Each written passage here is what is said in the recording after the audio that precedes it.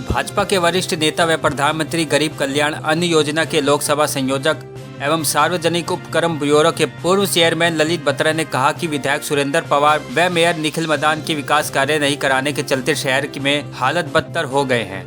उन्होंने कहा कि विधायक की अब तक के कार्यकाल में एक भी उपलब्धि नहीं है जिसे वे सार्वजनिक मंच से बता सके। शहर में ना सड़क बनवाई जा रही है और ना ही पेयजल व सीवरेज की समस्याओं का समाधान करवाया जा रहा है।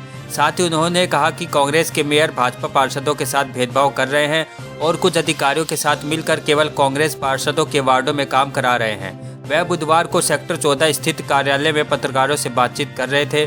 उन्होंने कहा कि विधायक ने सरकार से मिलने वाले 5 करोड़ रुपए शहर में किस काम पर लगाए हैं, उन्हें इस बारे में बताना चाहिए। वह सिर्फ फोटो खिंचवाने में लगे हैं, जमीनी स्तर पर कोई काम नहीं हो रहा। सीवर, सड़क, पेयजल जैसी समस्याओं को लेकर लोग भटक रहे हैं, लेकिन विधायक के पास जाने पर सिर्फ आश्वासन मिलते हैं।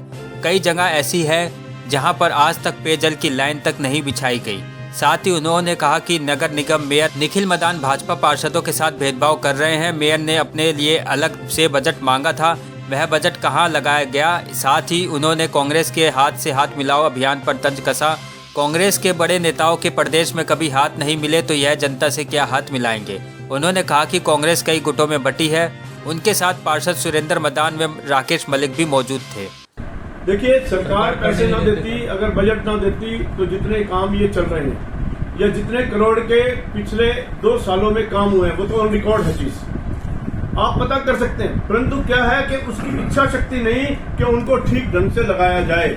जैसे अभी आपके एक पत्रकार बंधु कह रहे थे कि किसी गली को यदि बनाना हो, मैंने जब अपने चुनाव लड़ा तो चुनाव के अंदर मैंने एक मैनिफेस्टो अपना दिया था कि पंचकुला की तर्ज पर सोनीपत का मैं डेवलपमेंट करूंगा। यानी पंचकुला में डेवलपमेंट करूंगा मतलब ये है कि बजाय इसके के सारे शहर में काम छेड़ते हम, एक एक गली हर वार्ड में पकड़े, उस गली का पानी का, सीवर का और सड़क का काम पूरा करते चले जाएं और उनको जो है इस तरह से एक एक गली करके यदि पकड़ते तो यहाँ पर काम भी होता और काम भी बहुत अच्छा। अधिकारियों को हमने बहुत ज्यादा अपनी तरफ से उनको काम करवाने का प्रयास करते हैं और वो करते भी हैं, पर जहां पर पार्शियलिटी हमारा विधायक और मेयर करेगा तो नेचुरली मेयर आज क्या है, आज स्थिति ये है कि मैं किसी संवैधानिक पोस्ट पर नहीं हूं। उसके बाद भी आप देख रहे होंगे सोनीपत के अंदर जितनी मैं चिंता करता हूं, हर गली हर मोहल्ले में जाकर के जो मैं कर सकता हूं मैं करने का प्रयास कर रहा हूं कि मुझे विधायक 4 साल की एक उपलब्धि भी गिरवाए कि सोनीपत के लिए मैंने ये किया। मतलब कहने को एक भी उपलब्धि हमारे सोनीपत के विधायक की है नहीं। और सेम मैं बताना चाहूंगा आपको कि सेम मेयर का 2.5 साल बने लगभग मेयर को हो गए, एक भी उपलब्धि को बता दे कि भी मैंने सोनीपत के लिए ये किया है। ऑफ द रिकॉर्ड 1-2 बार जैसे मिलना हुआ तो मैंने उनको सुझाव भी दिए। मैंने कहा ये मत माने कि हम एक दूसरे की अपोजिट पार्टी में हैं, पर सोनीपत के विकास के लिए आपको कुछ करना चाहिए।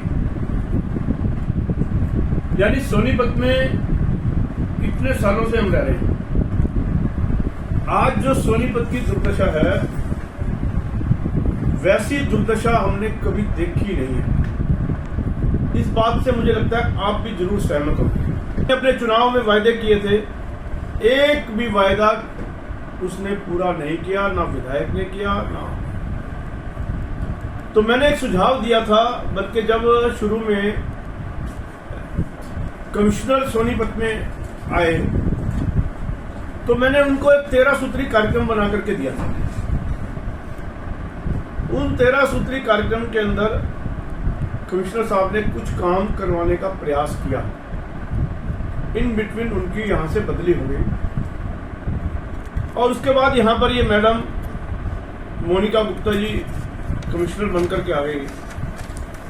और दुर्भाग्य है इस बात का भी कि उनके समय भी एक भी काम ऐसा कोई जो हमने उसको प्रलोभ किया था, एक भी काम उन्होंने करने का काम नहीं किया। मतलब केवल मात्र हमारे मेयर को ऑफिस में बिठा करके 2-2 घंटे उससे चर्चा करके हमारे पार्षदों के साथ भी भेदभाव का उन्होंने प्रयोग किया।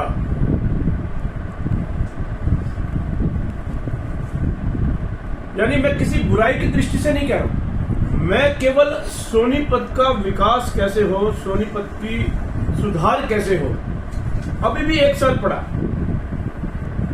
जब अनऑफिशियली मैं बात करता हूं इन लोगों से तो कहते हैं सरकार हमारी नहीं है इसलिए हम विकास नहीं कर पा रहे। मैं उनको कहता हूं कि मुख्यमंत्री जी ने हर विधायक को, चाहे वो विपक्ष का विधायक था या पक्ष का विधायक था, सबको 5 करोड़ रुपए की ग्रांट देने का काम किया। उन्होंने उस 5 करोड़ रुपए को कहां लगाया जरा वो बताएं तो सही। मैं आपके माध्यम से पूछना भी चाहता हूं। दूसरा, मेयर ने जब पहली मीटिंग हुई हाउस की, उसके अंदर एक बजट अपना मेयर ने अपना अलग से करवाया था। आपको भी ध्यान होगा, आपने भी लिखा था पत्रकारों में।